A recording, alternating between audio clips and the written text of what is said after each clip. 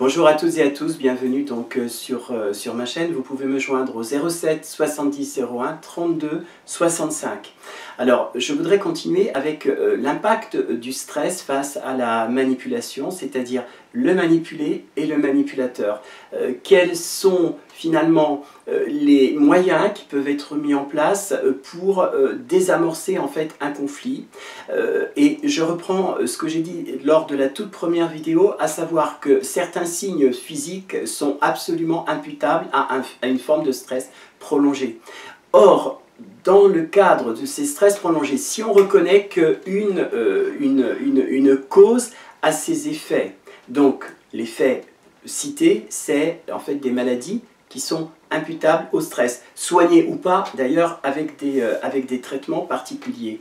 Pourquoi ne reconnaît-on pas la dangerosité finalement du manipulateur, et comment est-ce qu'il serait possible d'arriver à un moment ou un autre dans l'existence de pouvoir réparer les victimes de ces manipulateurs? Alors je pose la question parce que il arrive souvent que lorsqu'il y a par exemple une agression, on condamne par exemple quelqu'un à dommages et intérêts.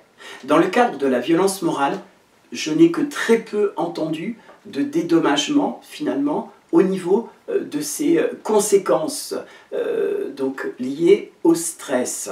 Néanmoins, là j'en appelle à ces personnes qui ressentent le stress. Le stress a vraiment, finalement c'est un peu comme lorsque vous mettez votre main dans l'eau chaude, vous avez une douleur ressentie de manière immédiate. Ça c'est parfaitement concret.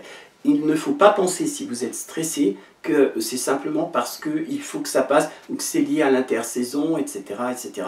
C'est absolument faux.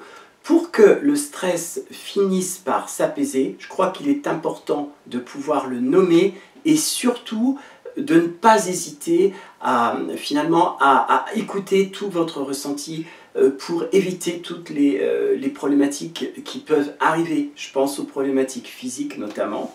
Et je demande aussi, je me pose la question en tant que thérapeute, jusqu'à quand finalement la culpabilité d'un individu qui harcèle moralement dans l'intention finalement de détruire quelqu'un, eh bien pourquoi la justice attend, alors que, je vais être un peu violent en disant ça, mais finalement elle devient, la victime, une charge pour la société. Si la personne qui commet cet acte n'est pas punie à la hauteur de ce qu'elle a fait, puisqu'elle détruit, eh bien, on remet cet individu, la personne blessée à la société, aux mains de la société. Et ça, je trouve que c'est assez scandaleux parce que c'est déresponsabiliser, finalement, les auteurs de ces violences et minimiser surtout l'impact que ces auteurs de violences peuvent avoir sur des individus qui, à proprement parler, avant leur rencontre avec ces manipulateurs, eh bien, étaient a priori des personnes en bonne forme, qui travaillaient, qui avaient une vie normale, etc. Donc je crois qu'il y a vraiment un travail de fond à faire sur le travail de la reconnaissance du préjudice. Et peut-être, bon, c'est une idée comme une autre, mais pourquoi ne pas finalement créer une sorte de dynamique qui va permettre finalement de limiter les dégâts en incriminant réellement ces harceleurs moraux qui font en sorte de détruire un individu. Je sais qu'aujourd'hui c'est très compliqué de démontrer la violence morale, de démontrer l'attaque du manipulateur à forme perverse. Néanmoins, on en a les preuves au niveau des consultations en psychiatrie par exemple. On a des preuves de l'impact d'un stress qui peut pousser une personne jusqu'au suicide si ça n'est pas pris en charge et soigné. Eh bien, ça devrait être de même pour des victimes, c'est-à-dire être écoutés et surtout leur permettre d'être réparés non pas par la société, mais par ceux-là même qui les ont conduits dans cette situation. Donc créer une forme de jurisprudence me paraît être intéressant. C'est pas partir au combat avec un drapeau en disant je suis pour ceux qui sont contre et contre ceux qui sont pour, mais c'est vraiment finalement intégrer l'individu dans sa propre histoire et surtout reconnaître que le manipulé, eh bien, est une victime et que tout le travail qu'il a dû faire pour reprendre son existence reste un travail finalement de reconstruction qui a un coût. Et ce coût, il ne peut pas être supporté et dilué en dehors de la personne qui est responsable. Ce serait trop facile.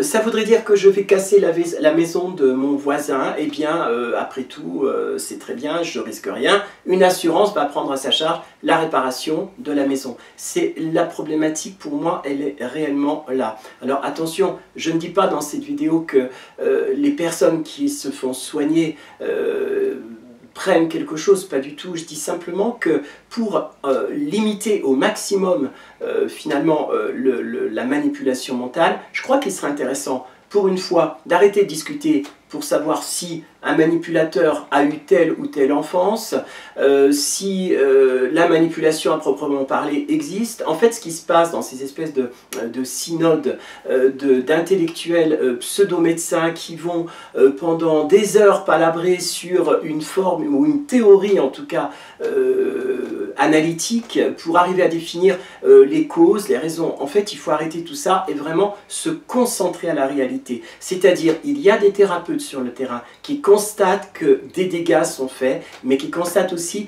l'absence finalement de réparation pour les victimes, et c'est justement ce qui fait qu'une victime ne peut pratiquement pas partir de chez elle sans conséquence. Voilà, merci pour m'avoir écouté, à très bientôt, au revoir, merci beaucoup.